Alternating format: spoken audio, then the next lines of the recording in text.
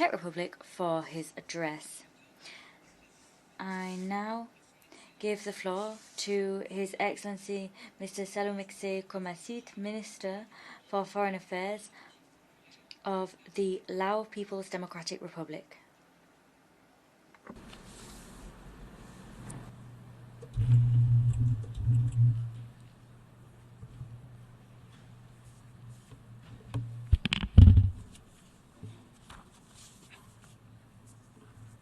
Madam President, first of all, I would like to begin by congratulating Ms. Maria Fernanda Garcia on her election as President of the 73rd session of the United Nations General Assembly.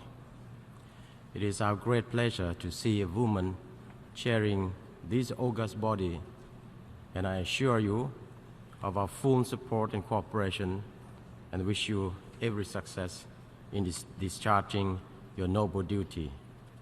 Likewise, I wish to extend my congratulations to His Excellency Miroslav Lajcik for his successful completion of his tenure as President of the 72nd session of the United Nations. Madam President, the 2030 Agenda that promises to leave no one behind has encompassed all the prerequisites for us to build a peaceful and prosperous world. In order to meet this lofty goal of 2030 Agenda, the national government and international communities have to work hand in hand to implement it, and it requires international peace, security, that would create conducive environment for economic growth and social progress while enhancing international cooperation and assistance with priorities given to the most vulnerable groups of countries, namely LDCs and SIDS. To realize the 2030 Agenda and achieve SDGs, the government of the Lao PDR has incorporated the SDG target into its 8th five-year National Socio-Economic Development Plan for 2016-2020, soon after the adoption of Agenda 2030.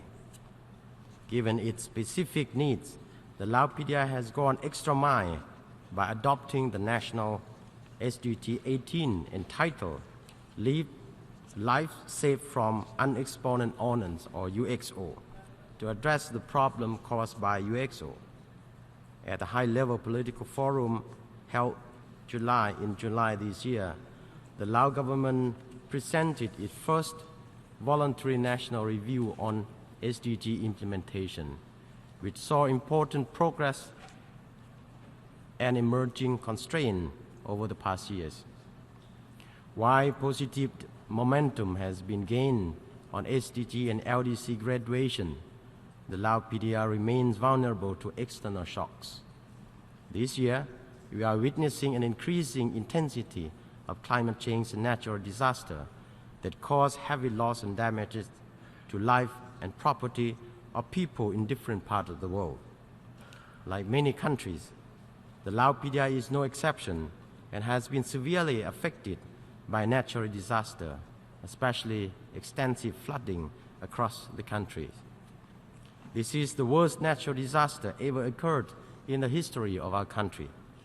To date, 2,409 out of 8,464 villages in 115 out of 148 districts have been affected by massive floods. The exact cause of the loss and damage are yet to be known, as post-disaster needs assessment will be conducted in the very coming months. This calamity has severely caused major impact on the livelihood of the people in the affected area. Currently,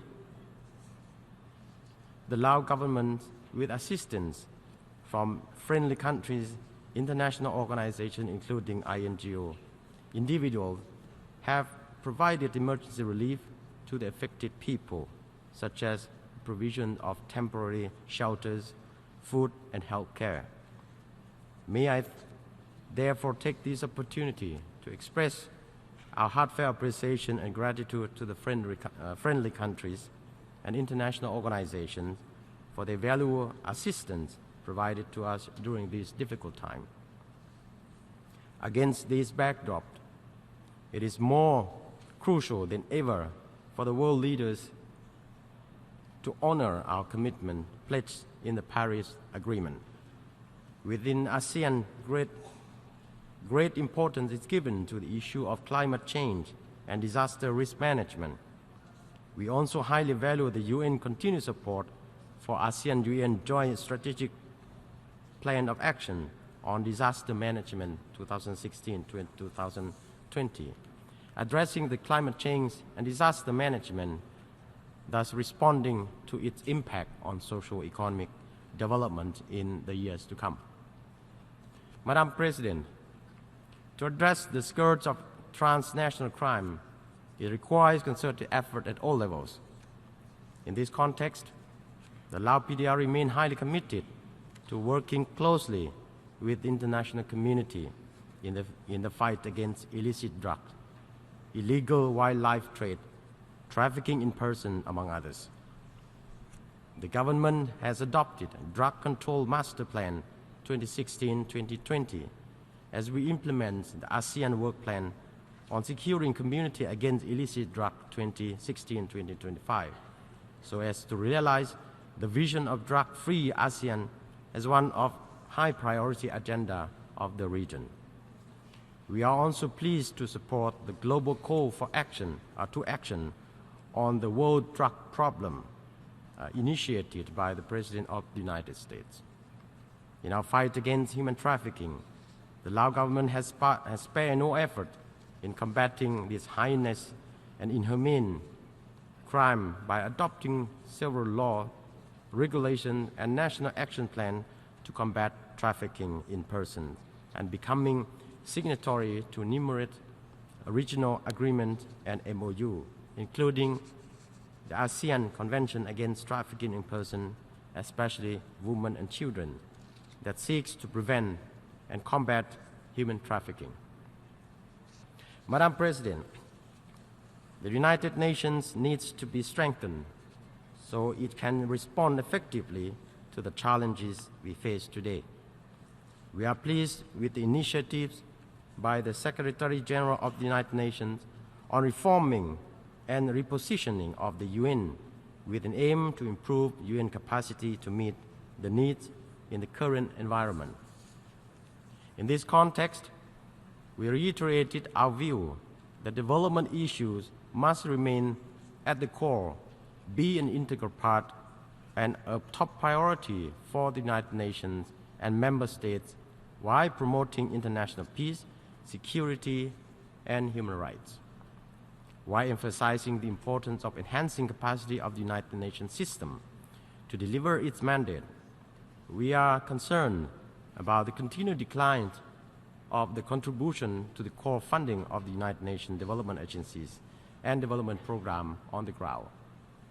Therefore, my delegation would like to once again call on donor countries and development partners to fulfill their ODA commitment of at least 0.7% of their GNI.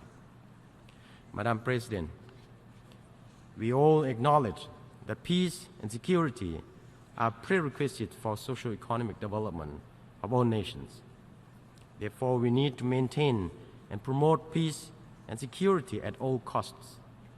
Past experience have shown that settling disputes by peaceful means is the best way to ensure durable peace that is essential for sustainable development of a nation.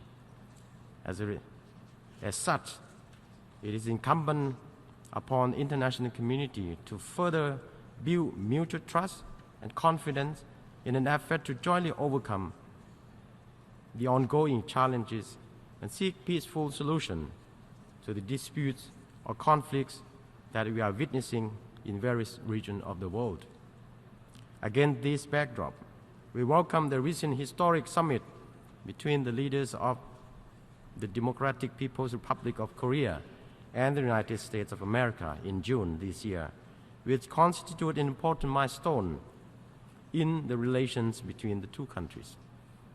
We also welcome the third summit between the leaders of the Republic of Korea and the Democratic People's Republic of Korea with an objective to improve not only bilateral relations between the two countries, but also to address the issue of denuclearization on the Korean Peninsula. We hope that such positive momentum will be strengthened, thereby contributing to the maintenance of peace, stability, and denuclearizations in the region as a whole. While there is a positive development in the Korean Peninsula, my delegation is of concern on the lack of progress on the Palestinian issue. We hope that this long overdue issue on Palestine will be resolved by peaceful means in order to achieve a two-state solution where Palestine and Israel can live side by side in peace, security, and within internationally recognized border as stipulated in the relevant UN Security Council resolutions. On the other note, in the era of interdependence, international cooperation and engagement are key factors for peaceful and mutually benefit coexistence. The enforcement of isolation and sanctions measures imposed on any country may not bring about benefits to international community. On the contrary, it will cause a loss for all and lead to increasing hostility. In this regard, my delegation urges that the embargo on the Republic of Cuba be ended. We would like also to call on international community to uphold and further strengthen multilateralism that will promote cooperation rather than confrontation. This remains one of the core values of our only universal organization like United Nations. Madam President, I would like to conclude by expressing my support to the theme of the 73rd session of the UNGA, making the United Nations relevant to all people, global leadership, and shares responsibility for peaceful, equitable, and sustainable society. It is indeed pertinent to the current global situation and the work of the United Nations. However, to make all of the international agreed development goal and commitment a reality, it requires strong political will and firm commitment and support for multilateralism, particularly to make the United Nations stronger than before, so that it can effectively serve and respond to the needs of all member states. Thank you very much for your attention.